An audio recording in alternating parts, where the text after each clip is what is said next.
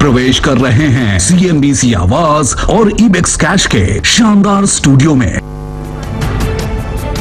नमस्कार और CNBC आवाज इबिक्स कैश स्टूडियो में आपका स्वागत है। मैं हूं मनीषा गुप्ता और सोने के लिए सुनहरे संकेत हैं। सितंबर महीने में गोल्ड इंपोर्ट के आंकड़े बताते हैं कि इसकी मांग एक बार फिर बढ़ रही है। आज से श्राद्ध भी खत्म हो रहे हैं और कल से नवरात्रि शुरू हो जाएगी। जानकार मानते हैं कि इस फेस्टिवल सीजन में सोने की मांग बढ़ सकती है। सोना अब सुस्ती छोड़कर रफ्तार पकड़ेगा, इस पर बात करेंगे IBGA के सुरेंद्र मेहता से। इसके अलावा हमारा फोकस पाम तेल पर भी होगा, जिसकी कीमतें आसमान छू रही हैं।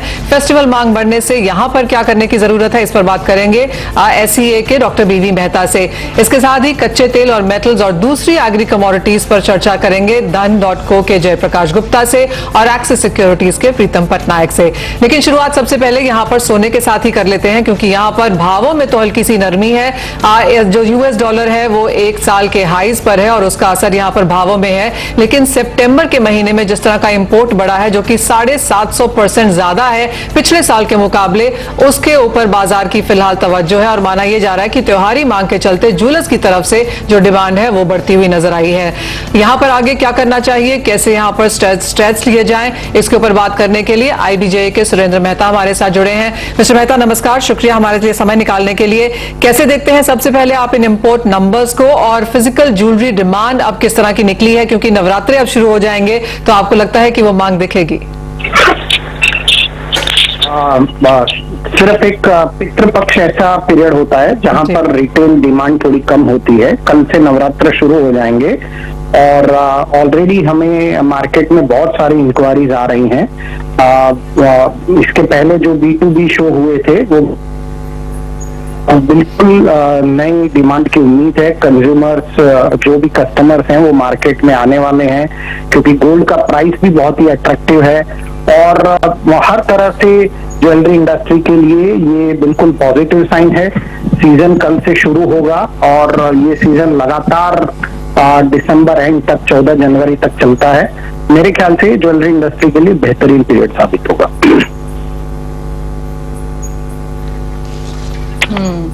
अगर डिमांड पर्सपेक्टिव से देखें सुरेंद्र जी, तो ऑलरेडी अगर पिछले साल फेस्टिव सीजन से कंपेयर करें तो 10,000 नीचे सोने के प्राइसेस हैं। आपने पहले भी कहा है कि इन भावों पर खरीदार आ रहे हैं। कैसा ओवरऑल टर्नआउट आप एक्सपेक्ट कर रहे हैं इनिशियल इंक्वायरीज के बेसिस पे, प्राइस के बेसिस पे? देखिए, जिस तरह से प्राइसेस घटे हैं, जो पिछले साल हमने 56,000 रुपए प्राइस देखा था और फिलहाल अभी जो गोल्ड के प्राइस हैं वो लगभग 46,500 47,000 के आसपास जो प्राइस है, ये बहुत ही अट्रैक्टिव प्राइस हैं। तो कस्टमर तो बिल्कुल आने वाले हैं मार्केट के अंदर। ऑलरेडी इंक्वायरीज बहुत ज्यादा फ्लोट हो रही हैं और यदि हमने अभी एक रिटेल सर्वे करवाया था तो हमें पता चला था कि कस्टमर के फुटफॉल्स ऑलमोस्ट पिछले साल की तुलना में लगभग 2.5 टाइम्स ज्यादा कस्टमर्स फुटफॉल हो रहे हैं। तो हमें इवन जो छोटे शहर हैं, जो V टाउन और C टाउन है, वहां पर भी बहुत जबरदस्त खरीदारी हमें देखने को मिल रही है। ऑफ कोर्स अर्बन एरिया में तो खरीदारी का माहौल बहुत ही अच्छा है। तो ओवरऑल पर्सपेक्टिव से मुझे लगता है कि मार्केट बहुत बेहतर रहने वाला है और ये सीजन ज्वेलरी इंडस्ट्री के लिए बेहतरीन साबित होगा। सुरेंद्र जी, आपने कहा कि फुटफॉल्स लास्ट ईयर के कंपैरिजन में 2.5 टाइम्स यहां पर बढ़े हैं। जहां तक ज्वेलरी सेल्स की बात है, चाहे वो वैल्यू हो या वॉल्यूम हो, वहां पर किस तरह के एक्सपेक्टेशंस हैं? जी बिल्कुल। यदि आप देखें तो पिछले 2 साल से बहुत सारी जो लोग ज्वेलरी नहीं खरीद पा रहे थे, अब सारे कारीगर भी आ गए हैं। नई डिजाइन्स मार्केट में फ्लोट हो चुकी हैं। काफी टेक्नोलॉजी में भी बदलाव आया है।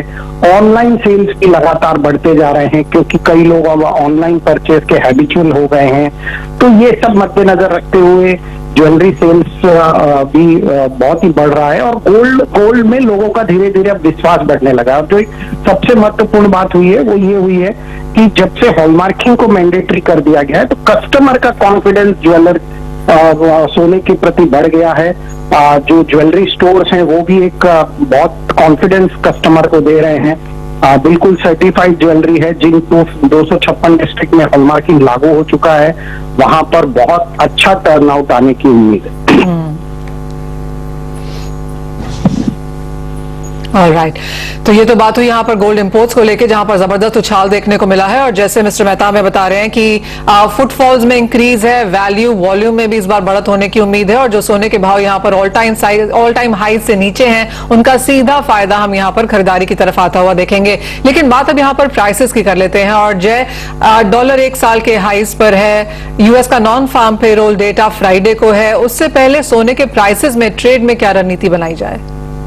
जी गुड मॉर्निंग मनीषा। देखिए, इसे दो तरह से देखना पड़ेगा। एक जो इंटरनेशनल और मैक्रो फैक्टर्स हैं वो यहाँ पे मुझे लगता है आगे चल के सपोर्टिव बनने वाले हैं, क्योंकि यूएस में जो डेट क्राइसिस के इश्यूज निकल के आ रहे हैं, दूसरी तरफ यहाँ पे जो कंसर्न्स हैं, यहाँ पे इक्विटीज और हायर वैल्यूएशंस को लेके सेल ऑफ का एंटिसिपेशन किया जा रहा है, उसके कारण भी यहाँ पे सेफ हेवन बाइंग में गोल्ड की तरफ रुझान बढ़ेगा।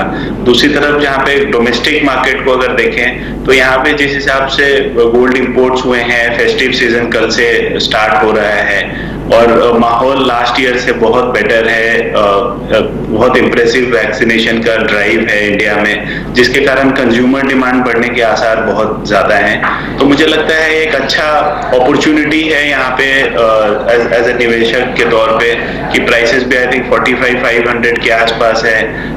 एक बेहतरीन मौका है मेरे ख्याल से यहाँ पे स्टैगर्ड वे में बाइंग स्टार्ट कर देनी चाहिए। 3 से 4 महीने का नजरिया रखें तो एक डोमेस्टिक कंजम्पशन, दूसरी तरफ जो ग्लोबल अनसर्टेनिटी है जिसके कारण एक टेलविंड मिलेंगे गोल्ड प्राइसेस को, दोनों तरफ से यहाँ पे बेनिफिट मिल सकता है। जी, प्रीतम पटनायक भी हमारे साथ मौजूद हैं। प्रीतम नमस्कार, आपकी अप्रोच सिल्वर पर क्या रहेगी? क्या गोल्ड की तरह यहाँ भी नियर टर्म में कोई ट्रेड खरीदारी की तरफ लें या कोई और सजेशन है? नहीं, बिल्कुल हमारा रुझान भी वैसे ही रहेगा जैसे गोल्ड की तरफ है, बिकॉज सिल्वर ट्रेडिशनली आपको पता भी है कि गोल्ड प्राइसेस को ही ट्रैक करता है। एंड जैसे आपने आइडेंटिफाई करके बोला भी था कि जो टेम्परेरी डिप हम लोगों ने देखा है गोल्ड प्राइसेस में, ऑब्वियसली लॉन्ग टर्म बेसिस पे तो ऑब्वियसली वीक लग ही रहे हैं gold and silver, but in the short term basis हमको लगता है ट्रेडिंग अपॉर्चुनिटी अपने को ठीक ठाक मिल सकती है चांदी में। बट हमको एक कंफर्मेशन सिग्नल चाहिए, तो यदि 61,100 के लेवल को क्रॉस करता है चांदी, देन हम उसको खरीद सकते हैं। इसमें अपना टारगेट रहेगा 61,500 एंड 60,800 का अपना स्टॉप लॉस लगाते चल सकते हैं। थोड़ा टाइट स्टॉप लॉस है, बट जैसे मैंने आपको बोला थोड़ा स्पेकुलेटिव है, इसलिए हम लोग चांदी को थोड़ा सा केयरफुली ट्रेड करके चलेंगे टाइट स्टॉप लॉस। वो तो बात हुई सोने चांदी की। सुरेंद्र मेहता जी, बहुत शुक्रिया साथ जुड़ने के लिए, और गोल्ड स्पॉट से आगे बढ़ेंगे और दूसरी बड़ी खबर की तरफ नजर डालेंगे जो कि पाम तेल की तरफ से है, जहां पर हमने रिकॉर्ड हाईज यहां पर अंतर्राष्ट्रीय बाजारों में बनते हुए देखे हैं। पाम तेल का आयात भारत में भी यहां पर बढ़ा है फेस्टिवल डिमांड्स के चलते, और इसके अलावा जिस तरह से कच्चे तेल और नेचुरल गैस के भाव भागे हैं उसका असर बायोडीजल के तौर पर भी पाम पर है। और जिस तरह की सप्लाईज इन्वेंट्रीज ग्लोबल मार्केट्स में है और जैसे डिमांड में हमने यहां पर इजाफा आते हुए देखा है, उन सब का सपोर्ट यहां पर पाम तेल की तरफ है। एससीए के डॉक्टर बीवी मेहता हमारे साथ जुड़े हैं इसी पर बात करने के लिए। डॉक्टर मेहता नमस्कार, कैसे देखते हैं पाम तेल के प्राइसेस को, और जो ये रिकॉर्ड पर कीमतें हैं मलेशिया में, आगे जाके क्या फंडामेंटल्स देखने की जरूरत है और कहां हेड कर सकते हैं प्राइसेस? केवल जो कल की अगर हम बीएमडी का रेट देखे तो रिकॉर्ड 5,000 क्रॉस कर दिया, कभी ऐसा देखा नहीं था 5,000, और अगले दिसंबर महीना का भी जो है 4,738 है, काफी बड़ा है। उसका रीजन 2-3 है। एक तो इंडिया की एक्सेसिव डिमांड जो निकली है, जैसे ऐसा लगता है कल आने वाला ही नहीं है, इसके लिए ज्यादा से अगर सितंबर को आप देखें तो 12.5-13 लाख टन पाम ऑयल आ गया। उसके वजह एक डिमांड थी। दूसरा चाइना की डिमांड थी कि चाइना में काफी प्लांट बंद पड़े इलेक्ट्रिसिटी वजह से, तो वहां की भी डिमांड निकली है। और तीसरा अगर रीजन में गिनूं तो बायोडीजल की production and export, higher production higher export. अगर हम देखें जुलाई अगस्त में लास्ट 2020 में जो खाली 3.94 मिलियन था, ये साल 7 मिलियन टन का बायोडीजल का एक्सपोर्ट हुआ है। तो 3 फैक्टर, और चौथा फैक्टर है lower stock at the Indonesia and Malaysia. ऐसा लग रहा है कि चारों फैक्टर साथ में काम कर रहे हैं और उसके वजह से मार्केट ऊपर गई। अदरवाइज मार्केट नीचे आने की संभावना थी। ऐसा लग रहा था कि अक्टूबर नवंबर के बाद में मार्केट स्लोली नीचे आएगी और फरवरी मार्च तक मार्केट नॉर्मल लेवल पे पहुंचेगी, पर ये पाम ऑयल की वजह से मार्केट पूरी ऊपर रही है। और दूसरा जो रहा है लोकल मार्केट, रेपसीड ऑयल, जो मस्टर्ड ऑयल की वजह से भी ये मार्केट तेज है। पाम जैसा ऊपर जाता है तो सारे तेल ऊपर जा रहा है। मूव इन टेंडम, तो बेस ऊपर जा रहा है तो बाकी का तेल भी ऊपर जा रहा है, उसके वजह से भी है। तो गवर्नमेंट को एक करना चाहिए कि जो आज मस्टर्ड ऑयल की शॉर्टेज है उसके वजह से भी अपने यहाँ लोकल मार्केट तेज हो रही है, तो उसका एक दो चीज कर सकते हैं। एक तो पहला जो ड्यूटी है रेपसीड ऑयल पे, वो सनफ्लावर ऑयल और सोयाबीन ऑयल की जैसा एक कर देनी चाहिए। जैसे ये दोनों में 24.75% है और रेपसीड ऑयल में 38.50% है। अगर तीनों के एक साथ की ड्यूटी कर दे, मतलब 13.75% ड्यूटी कम करनी चाहिए रेपसीड ऑयल की, ताकि रेपसीड भी यहाँ आए थोड़ा, तो मार्केट थोड़ा कूल डाउन होगी। क्योंकि अपने पास रेपसीड ज्यादा नहीं है, 80-85% तो ऑलरेडी क्रॉस हो गया है, और अभी और 4 महीने नया क्रॉप आएगा फरवरी मार्च में, तब तक क्या करेंगे? तो इसके लिए जरूरी है कि भाई कि आप रेपसीड ऑयल का इंपोर्ट अलाउ करें ज्यादा ड्यूटी कम करके। हाँ जी मैडम। जी प्रीतम, आपने इनफैक्ट सुना वीवी मेहता जी से जो बातचीत हुई, तमाम फैक्टर्स इन्होंने डिटेल में मेंशन भी किया, और जो एक्सपेक्टेशंस थी कि प्राइसेस थोड़ा सा अब नॉर्मल होंगे, हल्के होंगे, वो ऐसे कुछ संकेत दिखने रहे हैं। आपका प्राइस मूवमेंट के पर्सपेक्टिव से क्या व्यू है इस स्पेस पर? On the crude oil side I can, आप एग्री ऑयल्स के बारे में बात कर रहे हैं? हेलो, पाम ऑयल सर क्या पाम ऑयल? तो हमारा रुझान भी वही है। आई थिंक इस सीजन पीरियड में आपका एक चीज मान के चलिए कि कोई भी चीज का प्राइसिंग एक लेवल तक जाता है, बट एक प्राइस के बाद उसका एक सब्स्टिट्यूट डिमांड शुरू हो जाता है। तो उस हिसाब से आप जाएंगे तो पाम ऑयल का हमारा प्राइसेस रुझान वही है। वाइल हमारे हाउस का भी कोई ओपन व्यू नहीं है, बट हमारे हिसाब से ये तेजी थोड़ी दिनों के मेंटेन होगी। सो यहाँ पे डिप पे बाय करना ही कंटिन्यू बनता है। तो इवन एज ऑल टाइम हाइस पे यहाँ पर भाव है, अभी भी यहाँ पर तेजी की उम्मीद है। और मिस्टर मेहता, आपसे ये भी जानना चाहेंगे कि क्योंकि अब यहाँ पर भाव इतने ज्यादा बढ़ चुके हैं, करंट लेवल्स पर भी क्या इतने ही इंपोर्ट जारी रहेंगे? और जो स्तर हमने सितंबर में बनते हुए देखे हैं, क्या वही स्तर आप अक्टूबर नवंबर में भी आता हुआ देखते हैं इंपोर्ट्स के लिहाज से? नहीं, अक्टूबर में जो अंदाज जो एराइवल वेसल का जो से लगता है कि 12 से 13 लाख टन इंपोर्ट होगा, जो ये साल ये सितंबर में 17 लाख इंपोर्ट हुआ है, और नवंबर के बाद में और नीचे जाएगा क्योंकि अपना लोकल क्रॉप आएगा, क्रॉपिंग चालू हो जाएगा।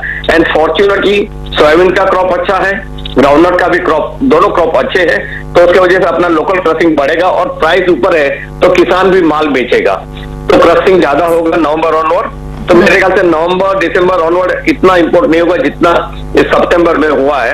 तो ये लीन पीरियड है और अपने लिए फेस्टिवल पीरियड है, इसके वजह से ज्यादा इंपोर्ट हुआ है। अक्टूबर में इससे कम होगा और नवंबर दिसंबर उससे भी कम होगा।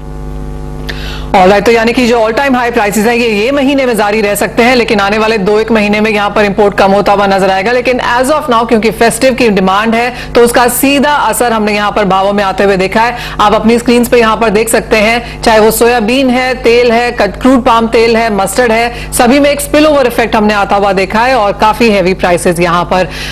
डॉक्टर मेहता, बहुत शुक्रिया समय निकालने के लिए और वो इत्मीनान से समझाने के लिए भी। लेकिन इसी के साथ रुकेंगे एक ब्रेक के लिए, जब लौटेंगे तो बात यहाँ पर करेंगे मेटल्स की। कॉटन पर नजर डालेंगे जो कि 10 साल के हाईज पर है, और कच्चे तेल पर भी ध्यान देंगे जहां पर हमने 8 साल के हाईज अब यहां पर बनते हुए देखे हैं।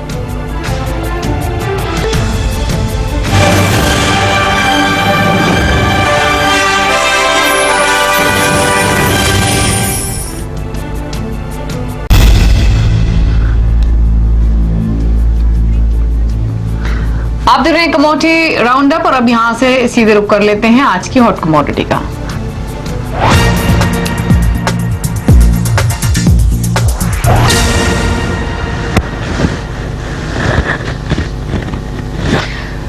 और आज की हॉट कमोडिटी ग्वार सीड है, जहां पर अक्टूबर कॉन्ट्रैक्ट में खरीदारी करने की सलाह है, यानी 5900 के लेवल्स पर आप खरीदारी कर सकते हैं। टारगेट रखिए 6200 का, स्टॉप लॉस मेंटेन कीजिए 5750 का।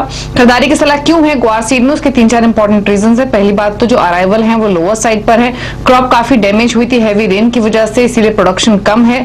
दूसरी तरफ जो डिमांड है वो स्ट्रॉन्ग बनी हुई है पेंट कंपनीज और साथ ही साथ गम इंडस्ट्रीज की ओर से, तो डिमांड काफी स्ट्रॉन्ग बनी हुई है, जिसके कारण प्राइसेस और ऊपर जा सकते हैं। जो क्रूड ऑयल के प्राइसेस में सर्ज दिखा है वो भी इंपैक्ट करेगा इन प्राइसेस को।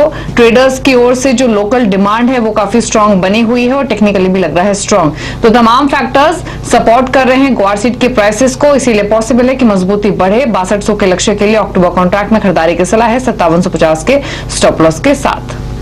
तेजी यहाँ पर गुआर सीड में तो है ही, जहां पर खरीदारी की राय भी है, लेकिन अगर एक नजर यहाँ पर कॉटन पर डालनी चाहिए, क्योंकि यहाँ पर हमने फिर से ऑल टाइम हाइज बनते हुए देखे हैं। अपर सर्किट के साथ यहाँ पर कारोबार है। अंतर्राष्ट्रीय बाजार में आपको याद दिला दें कि यहाँ पर 11 साल के हाइज पर कारोबार हो रहा है। कॉटन आपकी स्क्रीन पर लेके आना चाहेंगे, जहां पर करीबन 30,000 तक के स्तर हमने स्क्रीन पे आते हुए देखे हैं। 30,500 आपकी स्क्रीन पर। सेकेंड अपर सर्किट यहाँ पर लगने की तैयारी में 4.5% की तेजी फिलहाल यहाँ पर। हम बात भी कर रहे थे कल शाम को, आपको बता रहे थे कि यहाँ पर बढ़त इसलिए है क्योंकि फसल में नुकसान है, अंतर्राष्ट्रीय बाजारों में अच्छी खासी तेजी है, टेक्सटाइल्स की तरफ से यहां पर मांग अच्छी खासी है और भारत की तरफ से एक्सपोर्ट्स भी काफी बेहतर हुए हैं। उसका सीधा असर हमने कॉटन के प्राइसेस पे लगातार बनते हुए देखा है। सितंबर में अच्छे खासे गेन्स थे और अक्टूबर में यहां पर पिछले 3 दिन से लगातार ऑल टाइम हाइज फिलहाल कॉटन पर आपकी स्क्रीन पर। तेजी यहां पर अच्छी खासी कच्चे तेल में भी मौजूद है। जय, आप क्या देखेंगे कच्चे तेल में, क्योंकि $82 बैरल्स के लेवल्स हमने कच्चे तेल में आते हुए देखे हैं, चाहे वो ओपेक की तरफ से हो, यूएस की सप्लाई कंसर्न्स हैं, मांग जो बहुत स्ट्रांग है, उन सबका असर ऑलरेडी इन द प्राइसेस है। यहां पर आगे जाकर ऐसा क्या फंडामेंटल आप वॉच करेंगे जो प्राइसेस को सपोर्ट कर सकता है? जी मनीषा, देखिए जो अभी तक डिमांड एक बहुत बड़ा फैक्टर है जिसके कारण प्राइसेस में इतना पुल बैक देखने को मिला है। थोड़े से करंट लेवल्स पे कंसर्न जरूर निकल के आ रहे हैं कि इतने हाई क्रूड ऑयल प्राइसेस कितना सस्टेनेबल रहेगा कुछ इमर्जिंग इकोनॉमीज के लिए, जो अभी हाल फिलहाल में ही कोविड के इम्पैक्ट के बाद थोड़ा सा रिकवर कर रहे हैं। दूसरी तरफ यहाँ पे कल न्यूजीलैंड के सेंट्रल बैंक ने एक ब्याज दर बढ़ाया, तो वो भी एक गौर करने वाली बात है कि ये जो हायर इंटरेस्ट रेट रेजिम है वो कहीं ना कहीं एक ट्रिगर शुरू हो रहा है उसका। इस वीक में आरबीआई की भी मॉनेटरी पॉलिसी आनी है, उसमें भी उनका कमेंट्री सुनना बहुत इंपॉर्टेंट रहेगा कि crude oil prices interest rate आगे बढ़ना है या नहीं। मेरे ख्याल से करंट लेवल पे यहाँ थोड़ा पॉज लेना चाहिए क्रूड ऑयल प्राइसेस को, क्योंकि यहाँ से प्राइसेस अगर फर्दर अपसाइड जाते हैं तो वो ग्लोबल रिकवरी को थोड़ा सा इम्पैक्ट कर सकता है। उस तर्ज पे मुझे लगता है करंट लेवल्स पे प्रॉफिट ले लेना चाहिए। किसी को फ्रेश एंट्री करना हो तो आई थिंक अवॉइड करें बिल्कुल करंट लेवल्स पे।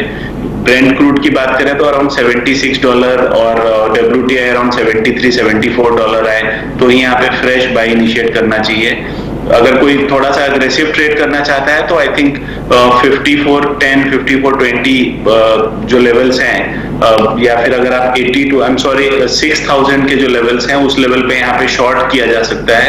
6070 का स्ट्रिक्ट स्टॉप लॉस रखें। मुझे लगता है 5720 तक का टारगेट देखने को मिल सकता है इस वीक या कमिंग अर्ली वीक में। ऑलराइट, ये तो बात हुई कच्चे तेल की। प्रीतम, आपसे जानना चाहेंगे मेटल्स में क्या करने की राय है, क्योंकि डॉलर में तेजी, US non farm payroll data के पहले हमने मेटल्स में कुछ मुनाफा वसूली आते हुए देखी है। आपने जो बोला बिल्कुल सही है मनीषा, यहाँ पे मुनाफा वसूली ही हो रही है, बिकॉज मेटल का लॉन्ग टर्म स्टोरी तो इंटैक्ट ही है। बस आप सोचिए, जब से कोविड का अनलॉकिंग स्टोरी आ गया है एंड जो भी सेंट्रल बैंक्स का स्पेंडिंग है, it's focus is towards infrastructure, तो इसका स्टोरी कहीं भी नहीं गया है। हमने कमजोरी इसलिए दिया है because A obviously profit booking है, सेकेंडली हम जो बहुत इंपॉर्टेंट एस्पेक्ट घूम रहे हैं वो है चाइना फैक्टर। 2 फैक्टर्स हैं, एक तो 7 तारीख तक चाइना हॉलिडे मोड पे है, इसलिए कोई बाइंग नहीं देख रहे हम लोग on the physical side of it, and उसका इंपैक्ट प्राइसेस पे भी दिख रहा है। Secondly because of the energy crisis जो हम लोग ने विटनेस किया है चाइना में, उस चक्कर में basically both on the production of raw material और फिनिश गुड्स में, दोनों में हम लोगों ने थोड़ी गिरावट देखी है। पर ये मेरे हिसाब से एक टेम्परेरी ब्लिप है। तो हम लोग शॉर्ट टर्म के हिसाब से देखा जाए तो हमको लगता है कि ट्रेडिंग अपॉर्चुनिटी के हिसाब से टिल नेक्स्ट वीक हम लोग स्टिल प्रॉपर में हम लोग शॉर्ट बैठेंगे। सो हमारा टारगेट है कि that we can go short around 710। Target price रहेगा हमारा 705 और स्टॉप लॉस रहेगा 713 का। पर ये हमारा बिल्कुल ही शॉर्ट टर्म ही टारगेट है, बिकॉज लॉन्ग टर्म में हमारा बुलिश ट्रेंड और view on metals both copper and aluminium वो मेंटेन है। तो फिलहाल कुछ मुनाफा वसूली यहाँ पर इंडस्ट्रियल कमोडिटीज में देखने को मिल सकती है, स्ट्रॉन्ग डॉलर का वो असर है। लेकिन इसी के साथ जय, प्रीतम, आपसे लेंगे इजाजत। हमारे पास शो में इतना ही समय है, जब लौटेंगे तो लेकर आएंगे फ्यूचर्स एक्सप्रेस।